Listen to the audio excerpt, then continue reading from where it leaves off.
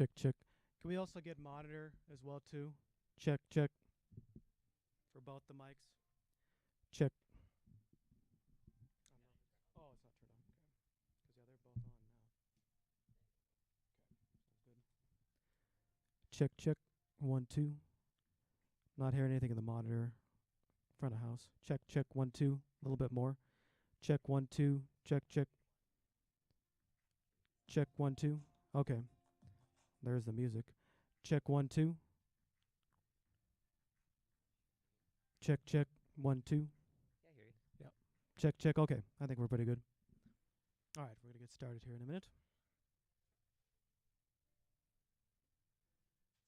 I feel like the weather is a deterrent for today, so apologies for not having more people here. But sometimes people trickle in. They usually do, so. But I am glad that you're all here. So, at least. Yeah, I mean, I have a sign-up sheet here. Are you performing tonight? Oh, great. Yeah. Excellent. Yeah, tell me what to say.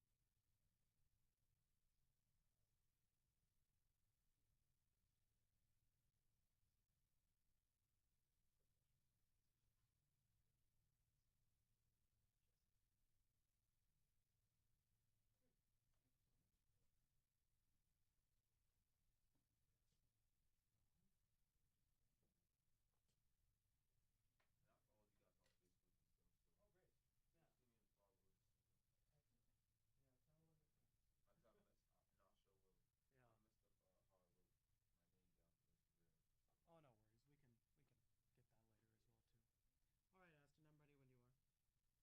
too.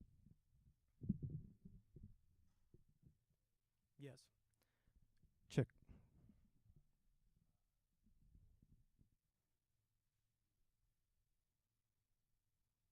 Good evening, everybody out there on the interwebs. My name is Cipriano Ortega, and it is second Friday of the month, which means we are back here at the Buell Media Center. How's everybody doing out there? Just want to read out our mission statement like I usually do. Sacred Voices promotes healing and unity among Black, Indigenous people of color, BIPOC plus communities through creative expression while empowering youth to find their voice, power, and become leaders in their communities. So tonight is a very special night. We have 3 featured poets instead of 1 this month, and we have them all featuring from Lighthouse Writers Workshops. We are now partnering with them. I am pleased to announce we have brought back our first Friday open mics, and they're going to be now housed at the new wonderful building of Lighthouse Writers Workshops. Very much looking forward to that. It's an awesome new building, so much potential, so I'm very excited for that. So a little bit about tonight. Everything is streaming live to you as I speak.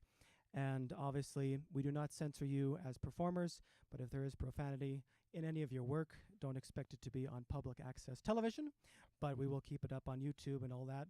And if you do not want that, please let us know afterwards. And also, if you want a copy of your performance from tonight, there is a form on our website which you can fill out, and we can give you this wonderful space and camera exposure for all that as well, too, for your personal use. And also for tonight as well with microphone use, I'm sure all of you are familiar. About 2 fingers away from it, we are streaming live, and our audio source for your voice is coming from the microphones. And yeah, I think we are going to get started here with Dom. Dom, would you like to start us off? I know some people don't like being first, but I like your confidence, so come on up. Yes, excellent. This microphone's there for you. Two fingers, two fingers. First time here. I'm happy to be here. Hopefully, I get to come back a lot more. Excellent. Good. All right, perfect. So English teacher. I'm a reader. I saw this one book called "Streetcar Named Desire," and I kind of played with that title a little bit, and I wrote this one called a street bike named Desiree. So little red Corvettes all look to her and say, "Dang, there goes Desiree, looking all purple, purple and neon, neon at night. Wondering how she looks under a black light. Filthy, filthy and clean at the same time, I bet. Doing everything how Simon says. Wonder how she's in the sticks, how she's in the city. Horses on their hind legs and bikes popping wheelies. All look to her and say, okay, okay, Desiree." Poem. A street bike named Desiree, guys. Thanks. Cool, cool, cool. And then I just have some newer reads here. And this one's called proletarian.edu. And it goes, "There is no nobility in suffrage. Go with your gut, says Papa. Days like this, says Mama. When your brain is the second stomach, and children have to stretch PB and J's just to flourish. There's help in abundance, but you have to ask. Even if your pride needs coverage, ask. Because there's no nobility in suffrage. You'll come back round how scoliosis does, and we'll bring it back. Back to school, back to the children of the help, our future leaders that will one day bring it back to our proletarian parents." Poem.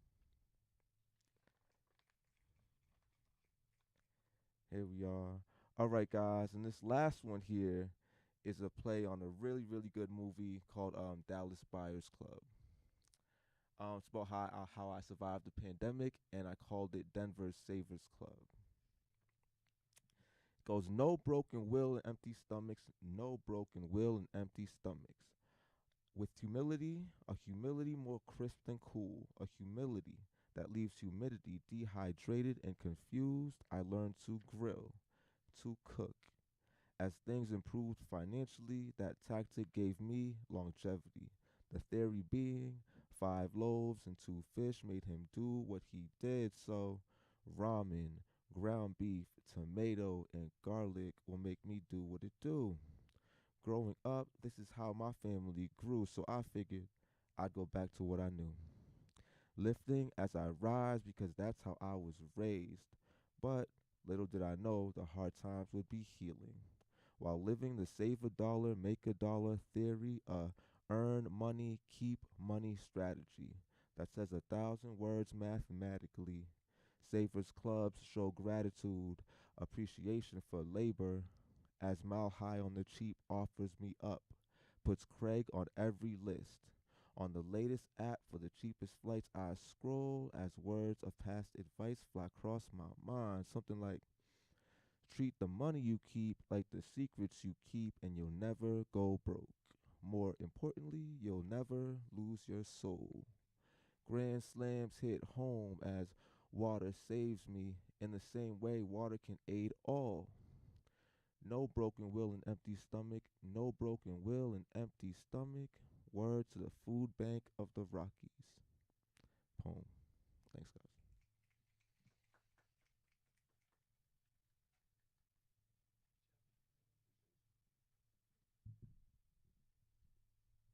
Let's give it up one more time for Dom, everybody.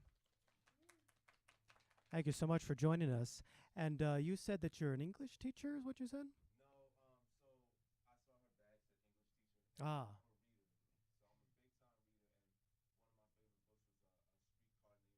ah, yes. Yeah, that's a great play. Yeah, I'm an actor myself, so I'm familiar with the theatrical and film of it too. That's great. Yeah, awesome. Well, I'm glad to hear that you're an avid reader and consumer of that kind of media. And Dallas Buyers Club is really great as well too. Yeah, I use film a lot as well too for inspiration. Definitely. Yeah. Well, you inspired me to share something, so I think we have plenty of time for that. So I don't know about all of you, but maybe a show of hands. Who writes in the bathtub? Anybody else write in the bathtub? Anybody's ever tried that? So I guess I'm exposing myself in that regard. But I like to get it really hot, and you get into a certain mindset when your body is in an accelerated temperature. So here's something I wrote um, not too long ago. My desires are dismissed and shrink wrapped, analyzed and categorized, placed on a shelf and labeled, disregarded. Thank God. For who else but to thank when all that was holy is lost like the ark? Noah, Noah, Noah, will you take me? Just +1? No, not +2. See here, Noah, I'm begging you. Let me aboard and feed me the crumbs. At least feed me and give me the crumbs. Thank you. All right. Well, since we have all of our guest poets here, and we have 3 of them, I'm going to get into that. And thank you for indulging me in my bathtub poem. Bree, do you want something to say some? All right. Well, our co-executive director would like to share some of their poetry as well, too. So, Bree, come on out and come on down. Yes, you can. You are on the list, so I don't know why I did not take a look at the list.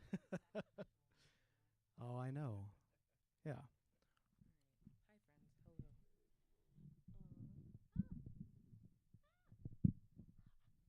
It's like the tightness on that is like, you shall not pass. And it's like, ooh. Eeks. Okay. Hi. I'm going to perform some and then I'm going to leave. That's how I feel. Y'all ever like open up your notes section and you're like, oh, I'm going to perform this poem, and then it disappears? It's fine. It's fine. It's not my anger. I'm going to set it right there. Where did it go? Ah! Anyway, how are y'all? Where did it go? It was so good. It was so good. Whatever. Dang. I'm disappointed in myself. Where did it go?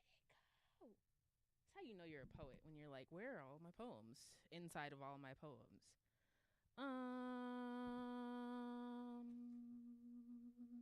The people at home know that I'm weird. This is new for y'all. All right, I'm going to perform some and then... Ooh. Okay. Nope. Just bear with me. How's y'all's week been going? Good? Yeah? It is Friday. It sure is Friday. I'm an after-school teacher, so I'm like, oh, gosh, when do you go home? All right, I'm going to do this one. It's called If Survival Was a Race, because I love this.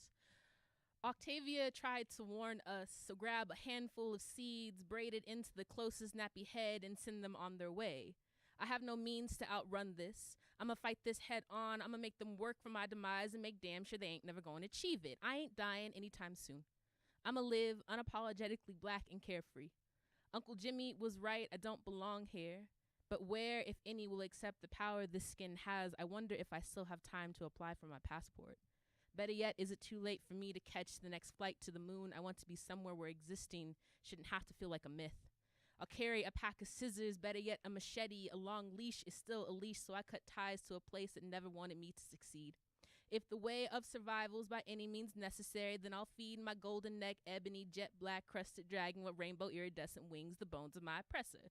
Yeah, I got a dragon. Yeah, my dragon is blickety black just like me. Yeah, I got magic and an imagination to fit it too. Ain't that the most powerful thing a black body can have? I have no means to outrun this. I'ma fight this head on. Like all those that came before me, I got that soul, that juice, my uncle's swaggy fresh presence. I don't need a moment, I need a lifetime. Like my lifetime, like 1.5 billion lifetimes. Life never times itself. So I will.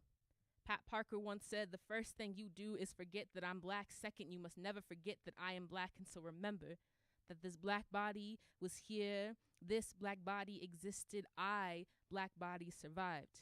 And had no means to outrun it because it couldn't catch up anyway. Thank you. I have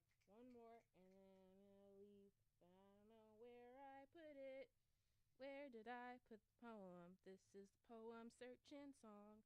Where did I put my poem? This always happens to me. Why?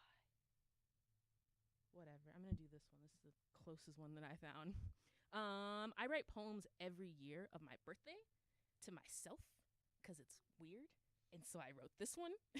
It's a little sad, but it's also like a little like hopeful. So like celebrate your birthdays. It's a fun thing. Hello. It's been too long since I've written, since I've called, since I've looked in a mirror. Have you missed me? Do you feel betrayal? Did I wait too long to contact you again? You look different from last time. A little bit louder. You're a little bit brighter. Your skin is clearing up. You seem stronger. This is a beautiful sight to see, if it's really true. But it seems you are still carrying a fake smile. You're still in love with toxicity. You tell me it smells like black licorice, but it tastes like bourbon. Tell me, did you always like drinking? You seem happier. Still a little sadder than the first time we met. How can I make you happy? Tell me, are you taking care of your heart? Will you have to write me back? Will it take another 26 years for us to talk again? It's okay, I can wait. I hope the next time we talk, you are in love with new people and faces that remind you of home. Until next time, happy birthday. Yours truly. Thanks. Thank you. Write poems for your birthday. Thank you, Bree. All right, once again for Bree, everyone, our co-executive director of Sacred Voices. I have one more as well, too, that I would like to share with all of you. My contemptuous relationship with all of you keeps my sanity at bay. At least for now, I have a swimming chance to beat the current, dive deeper and become the wishing well, deep and cavernous, deep in thought, below shallow ground, I hide. Thank you, thank you, thank you. I must remain this separation from all of you. Your rivers run dry, gulped down by your sorrow's song. So let me sing mine alone, alone, alone. My monstrous legacy holds no candle to your own. When they find us in vintage shops, post old wind and wind-up clocks, will they dust the shoulders off of you and me? I guess time will tell, and we shall see. Thank you. All right. Well, let's get to it then, as I said before, and trying it again. But yes, we are going to have Joe Ponce come up. Joe Ponce come up. Joe Ponce lives, writes, and teaches in Denver, Colorado. His fiction has appeared in Anthema magazine, Action, Spectacle, and Blunderbuss magazine. In 2019, he was awarded the Writer in Color Fellowship for Lighthouse Writers Workshops in Denver, Colorado. A Fulbright Scholar, he received his MFA from Columbia University in 2013. Come on down, Joe. Very nice bio. Hi, everybody. So I'm going to break form a little bit and do a little bit of fiction. This is from a novel I'm working on. I wrote down selection from novel about horror, crime, and police, and the horror of police. Anytime I thought about quitting the police force, I thought about my dad. All the cops talked about my dad in this interesting way, like he was a hero, which isn't to say that they talked that way about all cops. They very much didn't. Sort of to my surprise, all those older cops were not blind to the problems of policing, and some had even taken part in trying to root them out. They were, I had heard once, a strange bunch, optimists wrapped in layers and layers of cynicism, of gallows humor, of stuff that helped them get through the day. But they also had guns, and all the bullshit they brought with them into the shop, the squad car, the police vehicle, and they drove around town with it, expecting to be able to solve every problem in the world. And when they couldn't, some of them tried harder and pushed and broke the law, and others gave up and sat quietly. But each and every one of them failed to do the aspirational thing, whether it took 2 years or 10. They all failed, and they had to sit with it, and sitting with it scared the crap out of them, and so they didn't talk about it, and they didn't think about it, and it drove them crazy. The academy wasn't horrible. They wanted me to have some college classes by the time I went, and I had that in spades.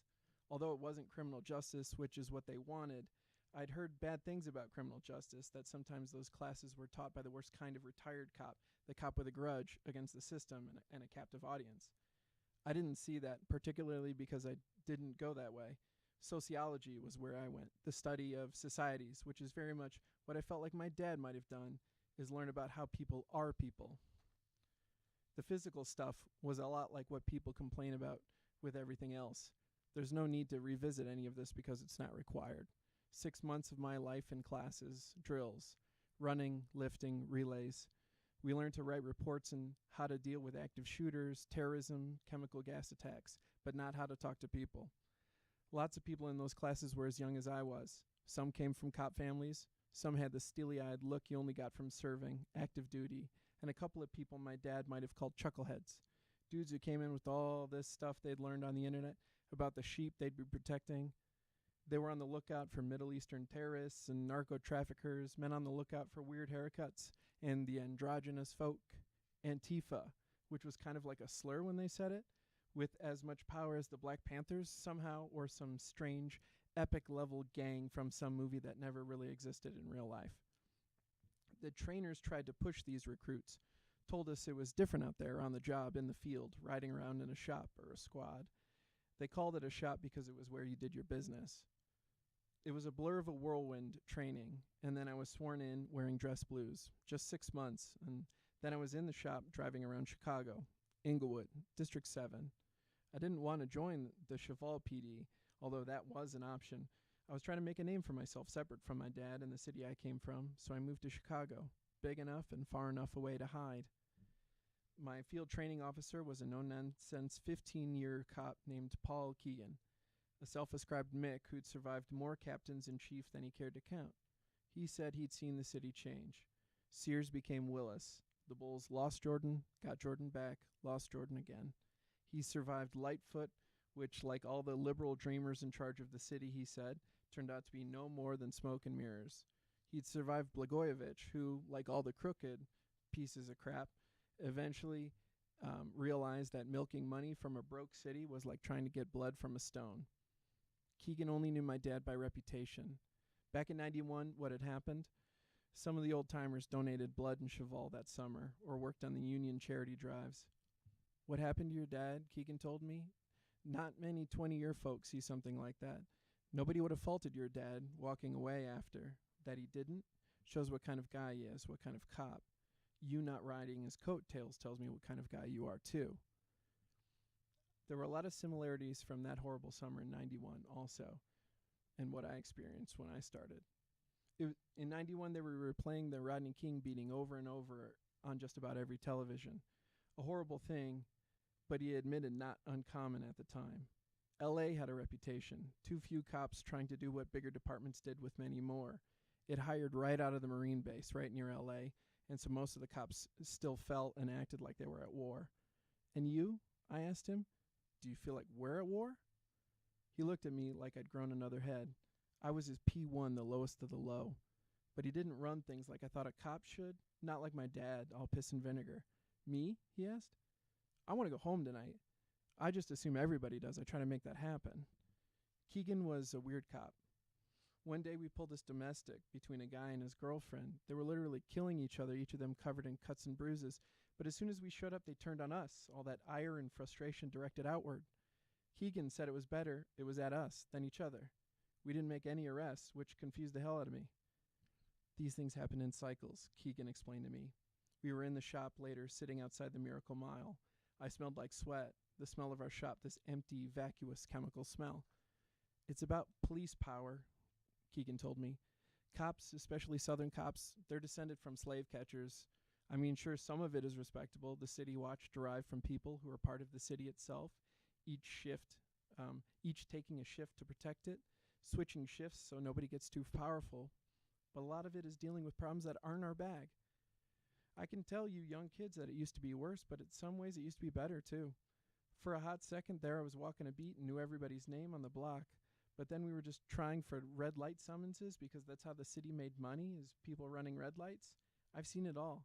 I'm young enough to remember when Nixon was considering a universal basic income, and to remember Clinton, the one they called the first black president, if you can remember that, came on stage and said that crime was very bad and that we would have to work to bring back law and order to the United States, and started 3 strikes. Keegan hated his body cam, hated it, said it was the worst thing to happen to cops probably ever. I had to say something to that. Well, for me, I said, it feels like it protects the public. They know that I can't lie, make some stuff up, plus it keeps both of us safe if there's an incident. And he just smiled. That's very good, P1, but do you know what else it means? It means that people don't trust us to do what our charter says we should be doing. It means our bosses don't trust us. He paused, gleaming lights like fire along the windows of skyscrapers on Miracle Mile. And if they don't trust us, we shouldn't be doing any of this at all. Then his chubby finger, like a hairy Chicago-style hot dog, poked at me. Tell this to you too, kid. If you see someone commit a crime and you get it on your body camera, can you give them a break? You feel comfortable just giving them a warning? I was quiet then. I couldn't give them a break. They'd come down hard on Keegan for letting me let something go. We'd have a conversation with the sergeant. If I was still in my probationary period, I'd be out for trying to let someone go, for trying to let someone not break the law. Us having discretion works both ways, he said. We can't help as much, but we can't hurt as much either. Body cams, they're terrible. He told me that as much as he thought that 3 strikes were dumb, that it simplified a complicated sentencing process. Crimes did go down after it was instituted. I laughed. Yeah, because everybody went in jail. No, he said, finger in the air. It was because the middle class expanded. Glass-Steagall. Clinton made it easier to buy a house. That meant that people with very little savings suddenly had equity, had money, and people with money commit less crime. Well, less of the crime that you and I deal with. They're still robbing each other on Wall Street. Keegan was a numbers guy. He pulled up a graph on his phone, a zigzag cut that dropped down out of nowhere. That's the Arab Spring, he said. What's that line measure? That's the price of grain. I got another one that shows unemployment for adult males under 35 that's very similar. Same time. I wanted to tell him he sounded like a conspiracy theorist, that he was leaving stuff out of his assumptions, but he was also my commanding officer, and I'd always been a bit of a brown-noser. To be honest, I wanted him to like me. I wanted to get from him something my dad had never given me, a fair shake. Plus, he was doing something my dad had never done, talk.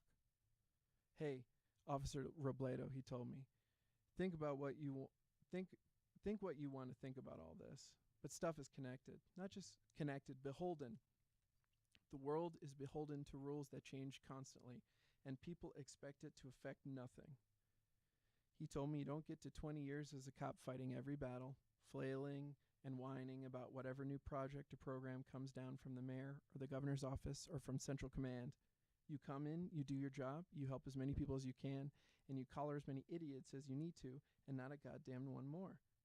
And you got to know you're swimming in a great big ocean with too many variables you got no control over. Politics, cop politics, the law, the black markets, the gray markets, public opinion, street opinion, racism, the goddamn specter of racism, generational wealth, indifference, and bullshit. Redlining, he yelled once out loud. We were sitting outside at an ice cream cone shop on one of those heat wave days where the sweat made everything stick to everything, and it seemed like all of Edgewood was fighting all of Edgewood.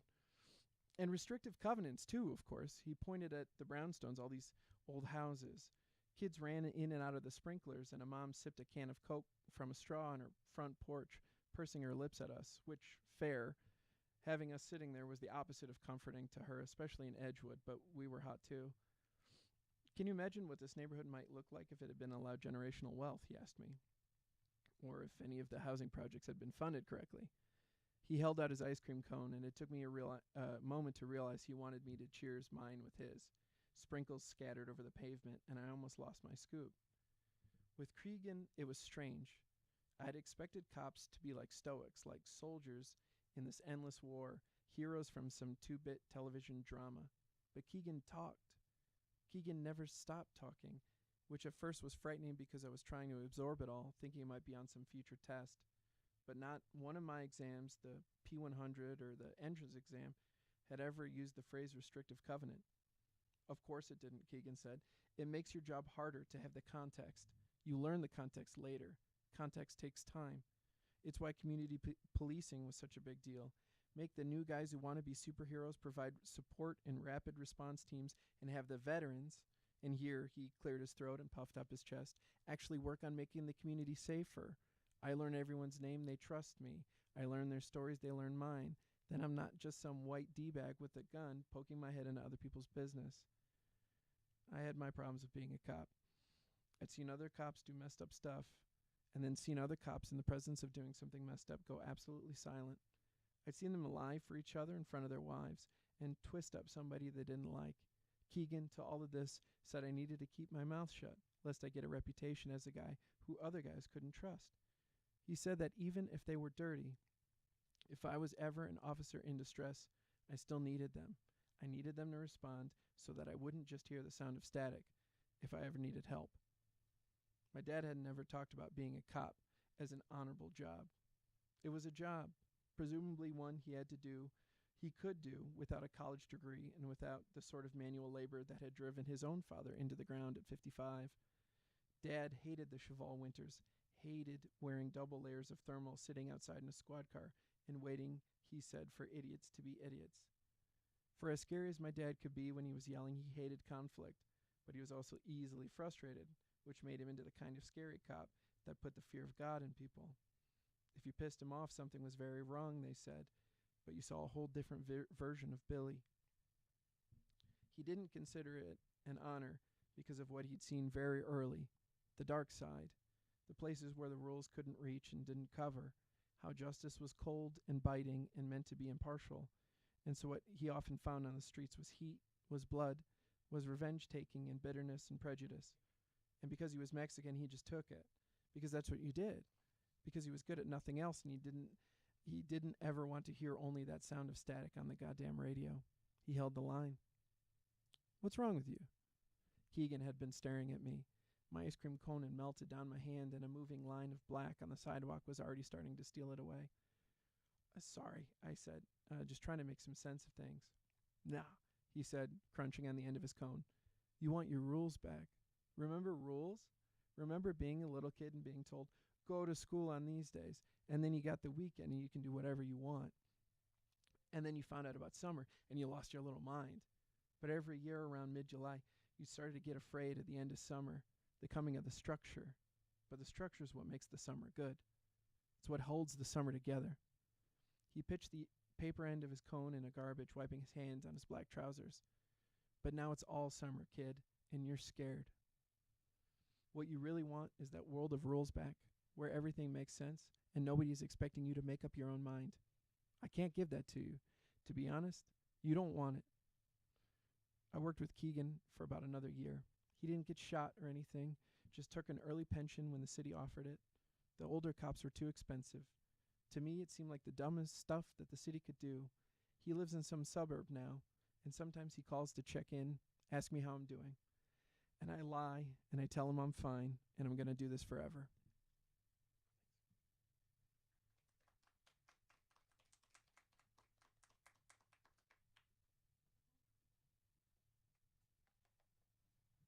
Thank you so much, Joe. Come back up here. I wanted to do a little impromptu conversational interview with you. Yeah. So tell us a little bit about your background as a writer and what spawned you to share that story. Sure. Yeah, absolutely. So I've been, so I'm originally from Joliet, Illinois. My dad is a Mexican police officer in the story. I've been writing a horror story about small towns and like the surrealness of being a minority in a place where white cops are overrepresented, and then the strange nuance of having a dad who's a Mexican, who's very much like hid in plain sight for his whole life. I've been thinking about that a lot as my cousin recently became a cop, and he's been telling me a lot of stories about my dad that he's hearing from other cops. And it kind of opened my eyes to just navigating this really interesting space of being both the victim and the victimizer. Right. So I'm trying to write about that, yeah. Yeah, that's great. I really like a lot of the sociological elements that you involved, because I studied sociology myself and when I went to college, and that perspective is very removed, and it gives you a lot of perspective on all the different systematic oppressions. So it was nice to hear all those, and how you eloquently put them in the story was really cool. Thanks. As Thank well you. as Yeah. well as the imagery, for sure. Yeah, Definitely. totally. Yeah. Cool. But yeah, where can we find more of your stuff? Do you have anything published out there that we can find? Yeah, sure. I have a couple of things online. Blunderbuss Magazine, Anathema Magazine, and Action Spectacle. I'm working on the book right now, but if you want to hear me read, I do reading sometimes at Lighthouse Writers Workshop. I Great. also teach them classes for them. So Excellent. Well, Yeah. thank you very much. Yeah, absolutely. Appreciate that. Yeah. If you just joined us, the sign-up sheet's here on the little stool here, and if you could fill that out for me, I'd appreciate that. Thanks for showing up. All right, on to our next featured poet and author. I'm going to read Sahar's biography here. Sahar's poetry reflects her journey as a refugee and her struggles with mental illness and an arranged marriage. Sahar's artistic expression knows no boundaries as she gracefully weaves her thoughts in Arabic and English, embracing the richness of both languages. Her writings act as a bridge, connecting the transcending the gaps between cultures and borders. With a powerful voice and a pen, Sahar empowers others, amplifying women's voices and forging a path toward meaningful change for all. Welcome up, Sahar. Thank you so much. And are you here to perform tonight, or are you just an audience member? Okay, well, welcome. Yeah, just wanted to make sure. Thank you. Yeah, take it away, Sahar. Oh, yeah, let me fix it for you.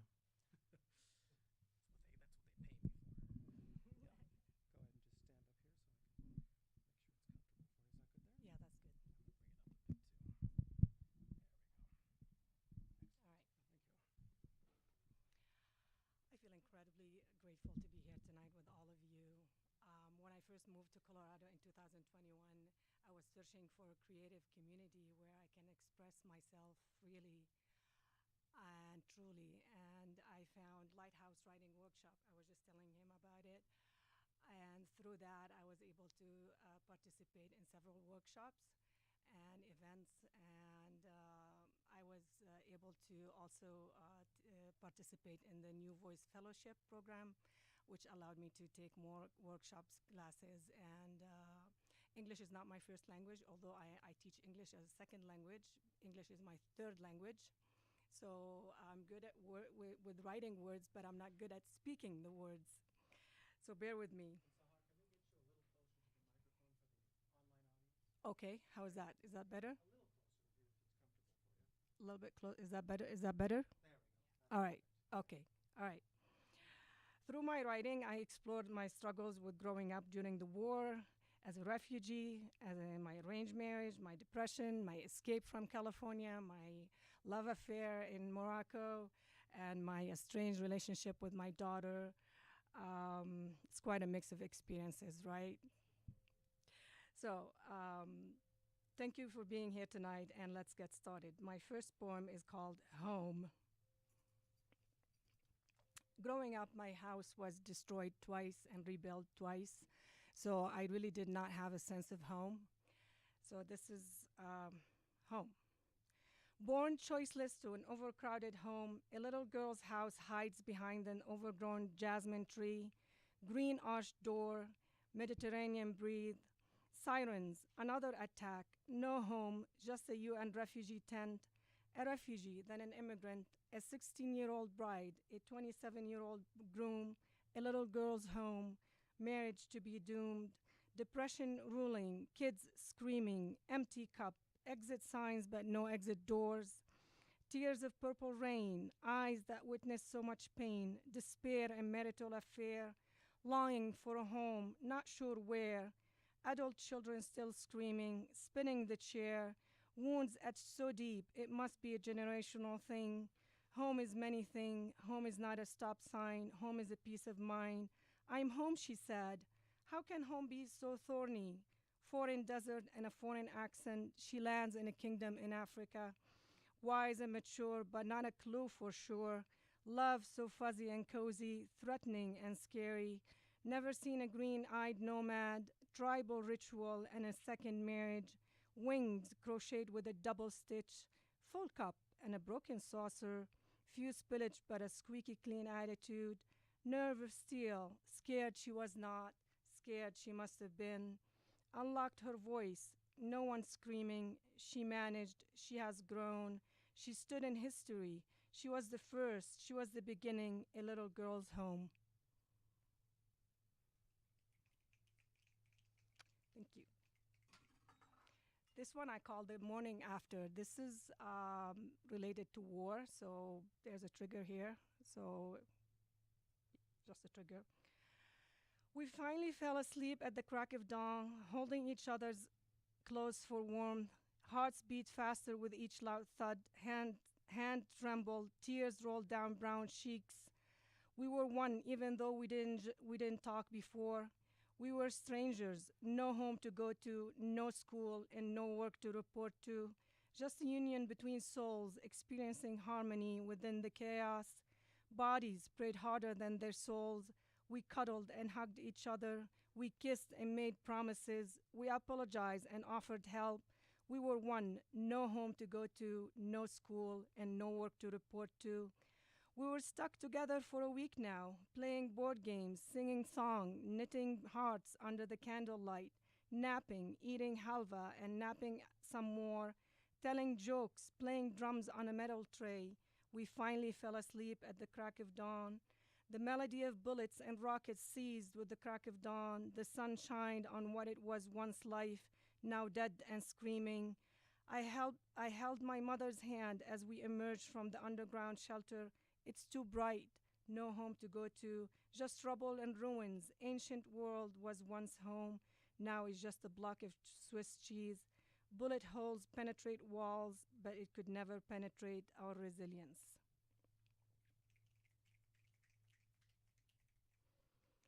I call this one the color of my skin. I teach adults at an elementary school. I teach ESL English as a second language.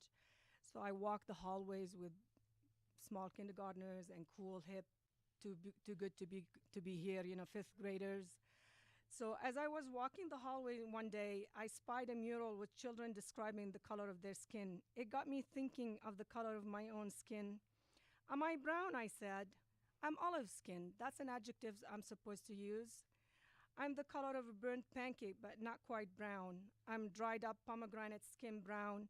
I'm a tarnished brass Aladdin lamp brown. Labels all lead to no box to check, so I tick the white box. Does that make me white? Am I white? I'm brown, I said. I'm lunar sand brown.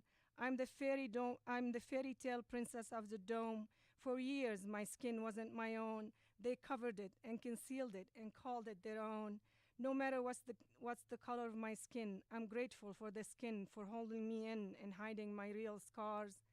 I'm grateful that my skin is finally my own. Showing it all or covering it all is no one's business but my own.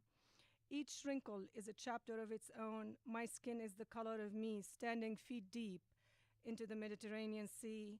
The color of my skin matters only to those who clearly can't see. The color of my skin is the gift of my ancestors, you see. Don't ask me about the color of my skin. Don't ask me about my sins. Ask me about the dervish in me, swirling in abundance of love and kindness from the beloved. Ask me how his kindness made me love the skin I'm in. I'm not white, I'm not brown, I'm a purple unicorn. Again, color. I love color, and my favorite color is purple. So this one is called the color wheel. Red blood stain on their hands, colonizers' blue eyes, saffron rice and green mint tea. Gray is only for those who stand in the way. A yellow dandelion in a landmine field. A purple sea urchin from an ancient civilized world. A brown-skinned bear versus white polar-skinned bear. They stole our happiness and sold us silver grenades. My olive skin is not your next exotic art exhibition. My ancestors' graves are not your next spiritual retreat. My henna hands are tired of clapping for the wrong crowd. The color ran out of my life. Colorless choices are the only option to survive. Invisible tears, painful memories of occupiers die. Sapphire skies sending rockets, rainbow of hopes fill the air. We all bleed the same color. Thank you. Yeah, stick up there and I'll stick around. Okay. Yeah. Yeah, tell us a little bit of how you got into writing poetry. I've been writing since I was little in Arabic, but I've never published anything. And then during the pandemic, I submitted my poetry, and it was published in an anthology by Elizabeth Gilbert. And Oh, that's great. That's really cool. yeah, so that's where I got the courage to share my poetry and share my voice. And yeah, I write for fun. I'm not, I That's write. the best approach, I Yeah, think. yeah, I write when I feel like writing. We've all done the academic writing, and yes, fun is Yeah. definitely where it should spawn from. Yeah, I love the imagery and how you interweave your culture, and yeah, that's fantastic. Very good Thank stuff. you. Yeah, very much enjoyed Thank it. you. Thank you so much. Yeah, thank you Thanks. again. Thanks. All right. Last but not least, from our featured artists tonight, I have Violet Mitchell, who is a poet and artist residing in Colorado. They earned an MFA in poetry from Mile High MFA program at Regis University. Violet teaches workshops with the Tejon Collective and has had their paintings featured in art galleries and as book covers. Their poems have been published with Heavy Feather Review, Word for Word, Inverted Syntax, South Broadway Ghost Society, along with several other journals. They received a Robert A. O'Sullivan S.J. Memorial Award for Excellence in Writing in 2019. Welcome, Violet Mitchell, everyone. Thank you so much.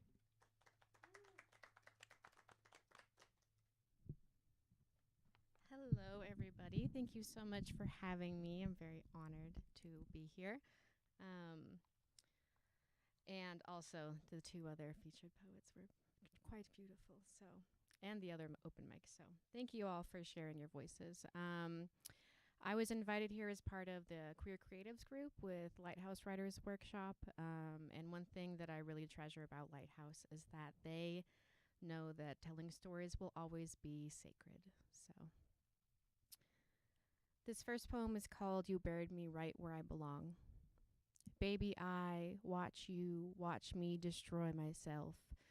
Baby, I am static, ending gray, starting gray. I watch you, watch me sleep with eyes closed. We sleep in dead leaves. I decay along with my precision. There are tangles in my armpit hair, sweaty coupling with my bluish revolution. There are paintings, there are stains under me, my skin in this place called map. Honey, I am like some kind of cosmological miracle. I am turning blue, am turning my favorite color. I am beginning a new place in myself. And when I pour you into the earth, you carve out a new place to rest too. Thank you. This next poem is called Of All Stars the Most Beautiful, which is a fragment from Sappho, the original lesbian poet. They/me are singular, howling. My friend/water is here, licking at the glint of the sun. She/I do not know when this will end. We spend more and more time gazing at moss and their homes. In another universe, she/you is taller, tanner, does not breathe oxygen but carbon dioxide. You/I wonder where we should be.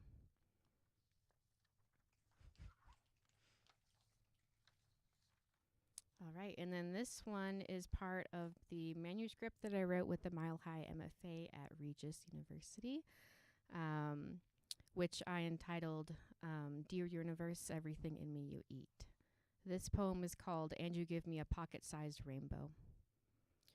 Red, orange, yellow, and the clouds collapse. But I am here with you, watching the rain and study the sound of descent. A part of your voice is loud. You say, sorry, you are smoking, sorry. You stub your toe, say, you are saying something about the circles we draw around the sun. I say, you mean orbit. You shake your head, no. Point to our chests and draw circles over your sternum, circle after circle. It cuts out your cotton blend tee, and soon you are cutting through your skin, letting blood fall out, letting all the bones you've kept clatter like lost crystals behind the bones is a black hole, and you show me all the constellations you make.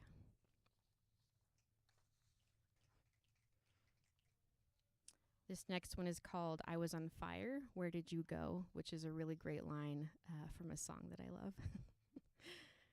When faced with a red sun, sailboat clouds, a shiver not unlike a pink and gold sunset, I always come back to you. And that moonlight you held so steady in your palm, it reminds me so much of a sigh. When I held you, what did it feel like? Was it like running into the ocean or finally wiping the clouds from your eyes? Was it then that I became an ending, like a white dwarf, collapsing on itself? A star so ancient it must become some other cosmo. I feel gray today. Do you ever think about every path you walked, or what if you could know everything you caused? I held you like a star, like something bound for extinction, but your death is beautiful. It is like watching meteor showers, like watching nebulas say hello.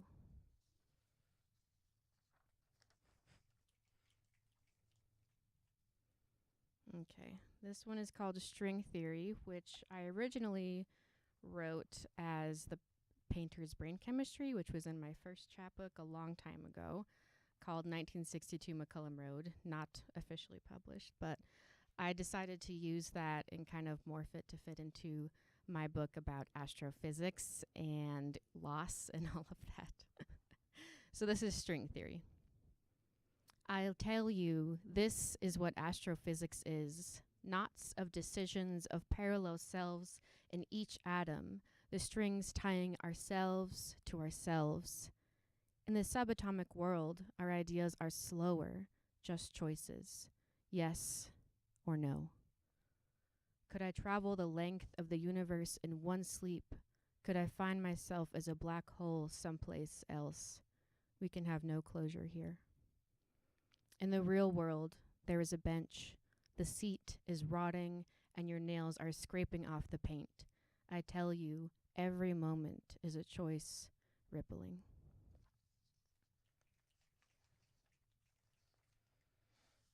All right. And then I actually have a little more time than I thought. So I'm going to read this one, which was kind of in honor of the Queer Creatives group.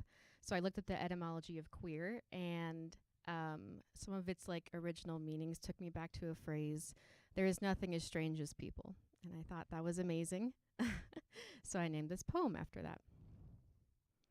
I put my mouth on your mouth. I put my night on your night. I put my mouth on your night. The stars come out just before you close your eyes. The constellations on your back change every night. I connect them with loose string from our worn blankets, and I count the collection on your shoulder. Sometimes you wake up looking mad, like you're about to cast a spell on me. But then you kiss me, and I think you understand everything. I put my mouth on your light. You held me like it wasn't going to break me. You put your song in my ear. You tapped tempo on my chest. You sang into my night. You held me back. You held you held my knots. You caught my night as it was about to clatter to the floor. You held my hands. You held them like they were what was keeping you alive. You put your worries into my mouth and I swallowed them. I held your body, your magic. I kissed you hard and soft. I gave your kisses made of night, and you will hear them even without the lights on. All right, and this is the last one I'll share. It is the opening poem for my manuscript, called Poem for a Degenerate Star. As if being and having was enough to be hushed by solar wind, that starlight is not quiet, it erupts in breath, and its loops of fire wind up a fiery noose. As if being a horizon described the dreams of tiny creatures who gaze upon you and sighed with unawareness, knowing you would be their ending. There will be an ending, which is to say there must also be beginning. Thank you.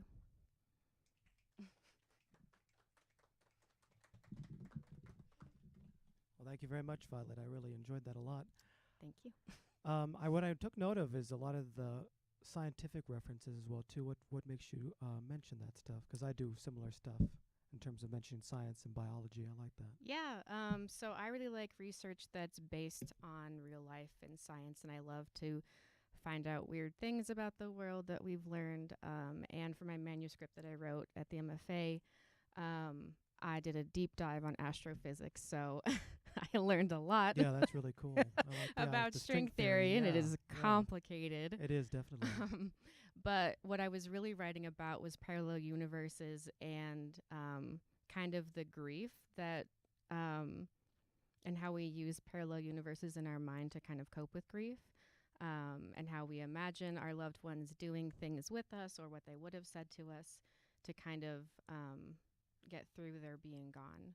I like that. Yeah, Yeah. that's very cool. Thank you. And how much does your artistic visual practice influence your poetry? I would say a lot.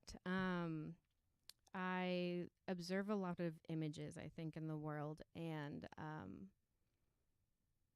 very specific moments always stick with me. Like one time I was writing outside with a glass of wine, and there was an ant like crawling on the glass, and I wrote a poem about it. That's so great. sometimes when I don't know what to write about, I just kind of look around and Yeah, I like that. yeah. A lot of times when I'm just sitting at my desk, I just look out the window and I'm like, okay, that's in here. I'm the same way. Yeah, definitely. so in that way, Yeah. I kind of feel like every poem is a little bit like a time capsule of my life from that moment. And I really like doing that. So it's sort of also like a diary thing for me to remember what I've done. That's great. Yeah, I'm very happy that you also brought in the queer perspective on things as well too. It's always nice to Yeah, have more of course. queer poetry involved. Very in all this. important. Yes. Yeah. Definitely. And queerness is sacred, so it's an important part of the Sacred Voices. It is indeed. Yeah, very well said. I couldn't have said it better myself. So. But thank you so much, Violet. I appreciate Thank you so much Yeah. for having me. Thank you all so far. Yes. All right. To close out the evening, we have Zach on guitar for us. Go ahead and get up here, Zach, and I'm going to get the other auxiliary microphone, and we'll get you set up here.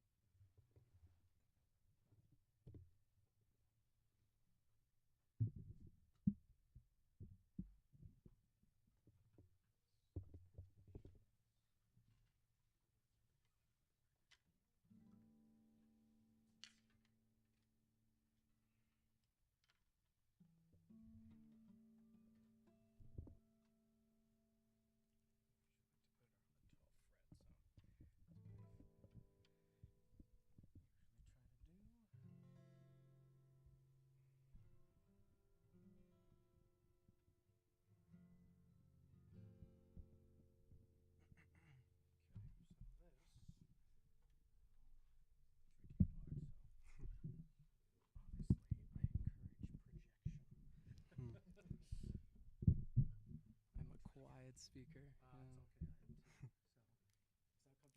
I believe so. Maybe the tiniest bit. Sweet.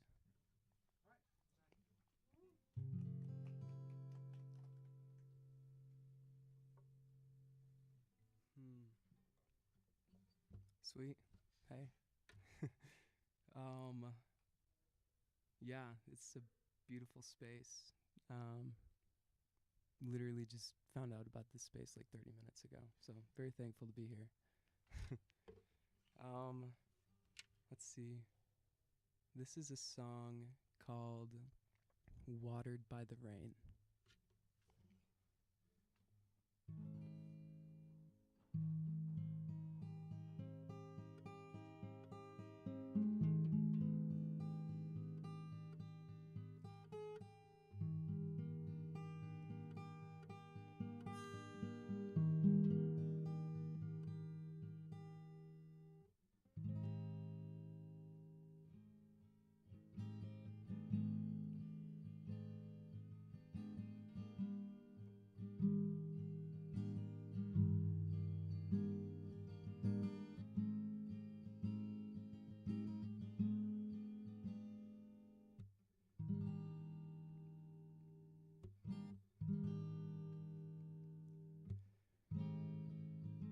Who turned out the lights? It's about time I close my eyes. I wonder if I'll ever wake up.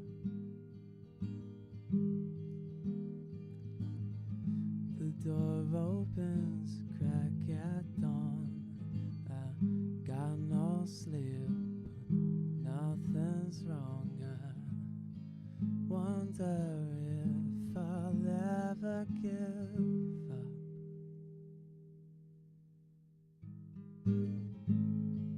But I can hear the birds, they're calling out. Will my vision's blurred? I haven't seemed to close the blinds to my heart. Nothing seems to change when we remain the same, and nothing seems to grow.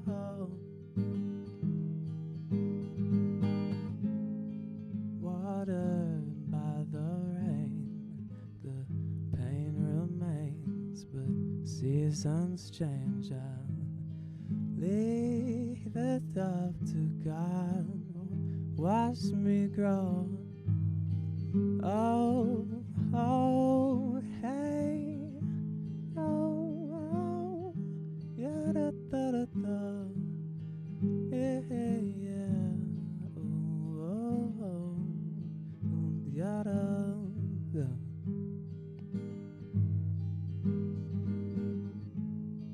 Watered by the rain, the pain remains, but seasons change. I'm thankful for the chance to grow.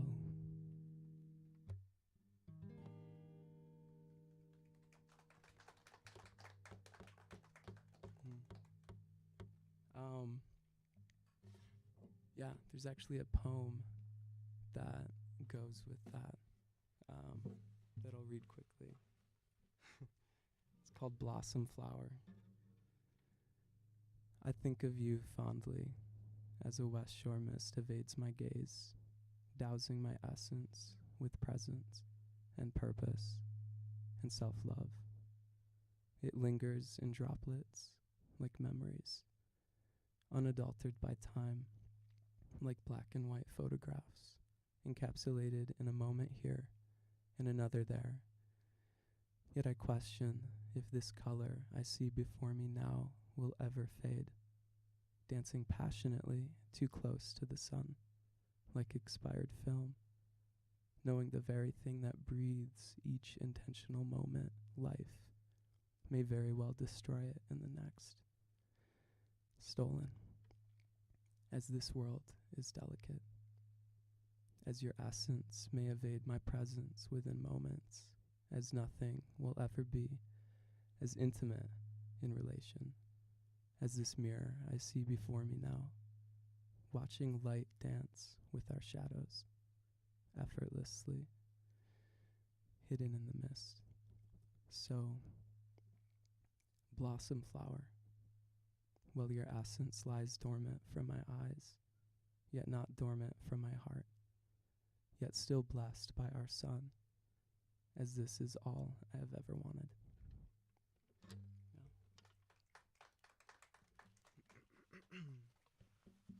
Sweet.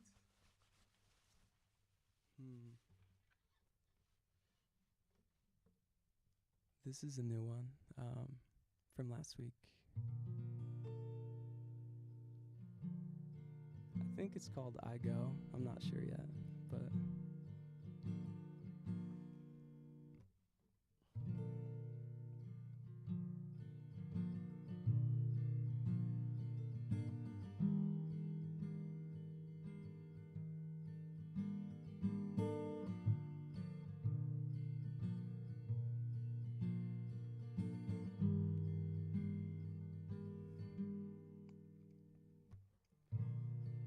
distant horizons, always consuming my time. Don't wonder where I've been, just a place in my heart you won't find.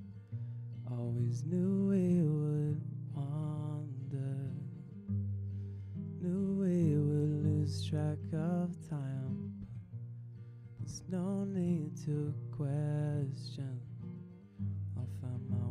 back to you, my divine, 'cause I'll go wherever we call home, wherever we need to be, as long as you're here with me.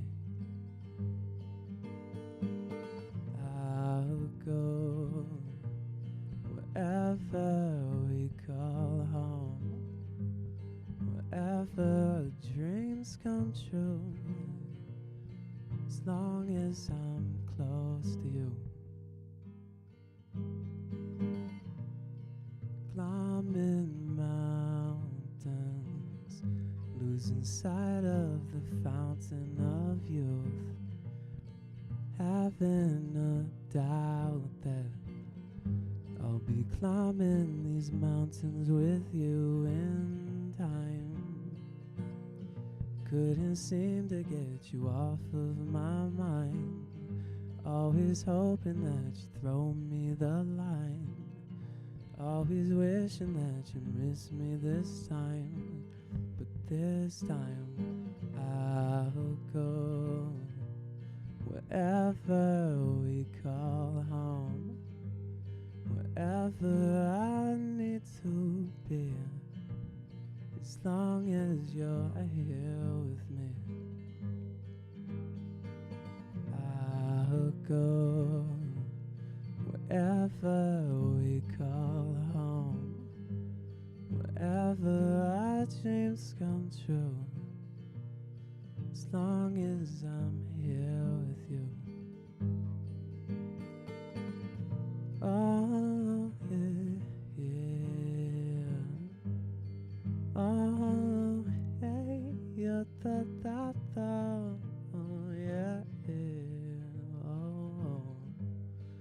Oh, yeah, da, da. But I'll go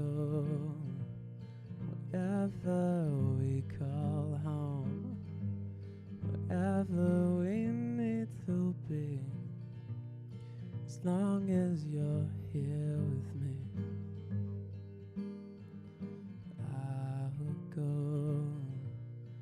wherever we call home, wherever our dreams come true, as long as you're here with me and I'm here with you.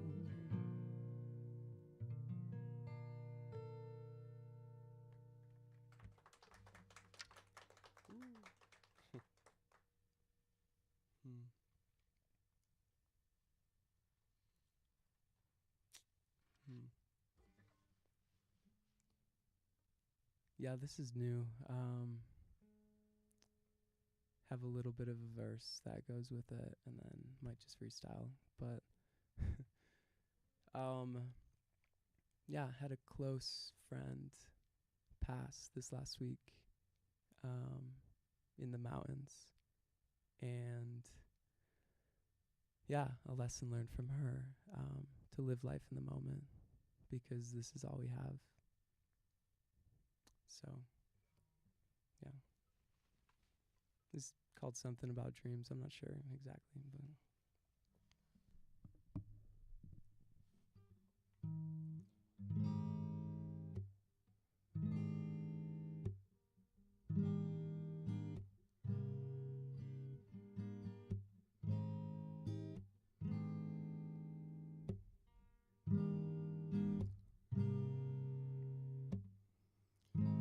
we all have dreams,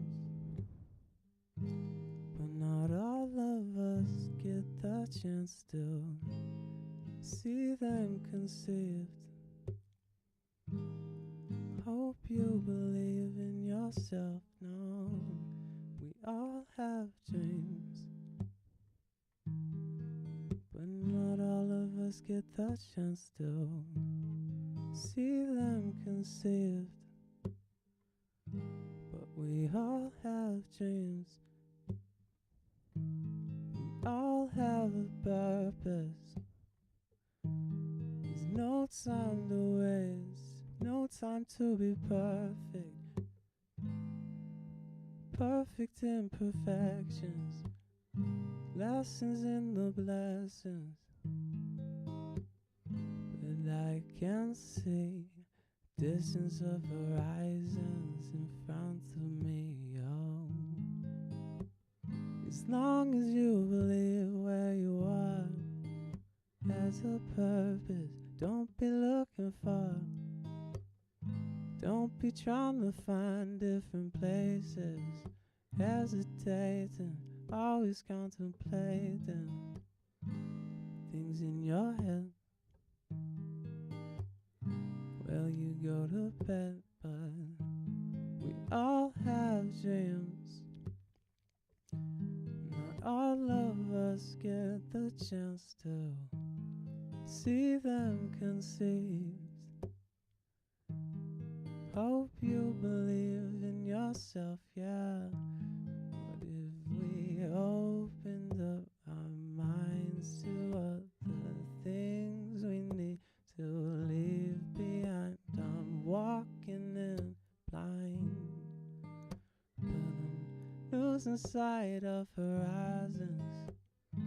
Love that arises, always compromising pain. Oh, don't get lost in the rain. Oh, wherever you are, be grateful for the people in your life.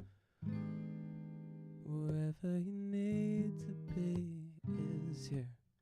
Oh, fear is just a concept. Why are we constructing lies in our minds? Hope you realize the lies that you need to leave behind. Oh my, what would you do if today was gonna be the last day to live your life? You'd live your life, so live your dreams,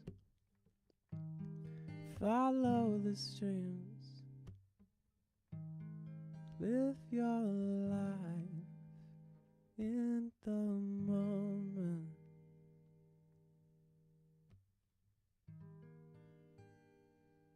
See?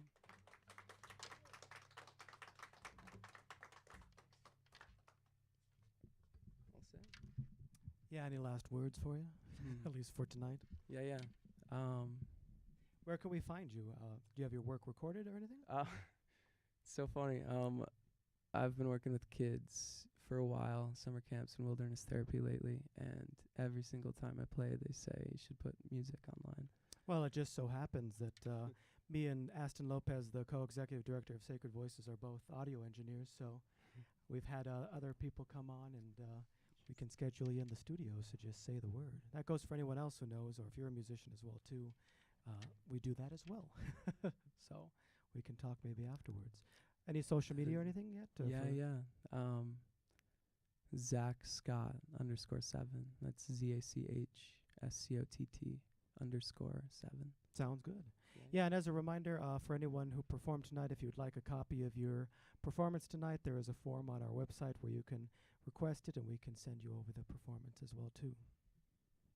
Thank you.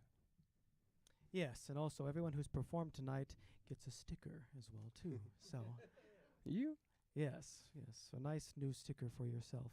But yes, thank you so much, everyone, for joining us tonight. Let's give it another round of applause for everyone for this evening. And also, as a reminder, we all have 2 open mics every single month, first and second Fridays. Obviously, the second Friday is upon us today, which you'll find us here at the Buell Media Center, as always. But then now, I'm happy to announce we now have our first Friday open mics once again up and running, now at the new wonderful Lighthouse Writers Workshop. So I encourage you all to come in when you can and spread the word. It definitely helps out a lot. I'm glad to see we had some audience members turn out tonight. So yes, you can find us at sacred-voices.org, and you can also find us on Instagram at Sacred Voices Denver. I just want to make sure to get it right. But yes, once again, my name is Cipriano Ortega, your host. Thank you all so much, and good night.